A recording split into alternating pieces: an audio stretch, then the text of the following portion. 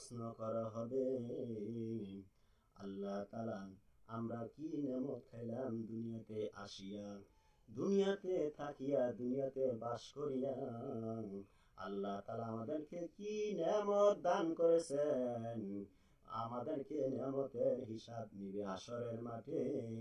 সেই নেমতের হিসাব আমরা দিতে হবে। নেমত খাইলাম আল্লাহর কত সুন্দর নেমত, আপেল আঙ্গুর ফল, খাজুর আম জাম কাঁঠাল, কত কিছু খাইলাম।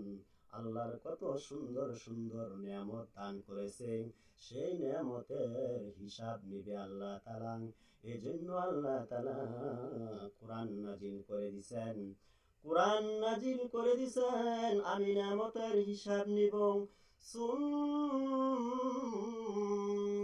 লাতুসআলুন্না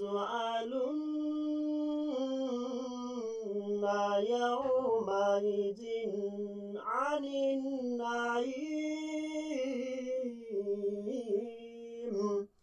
আমি আমার বান্দাদেরকে কত সুন্দর সুন্দর নেমত দান করেছি, আমি তাদেরকে নেমতের হিসাব নিব। এই নেমতের হিসাব দিতে হবে।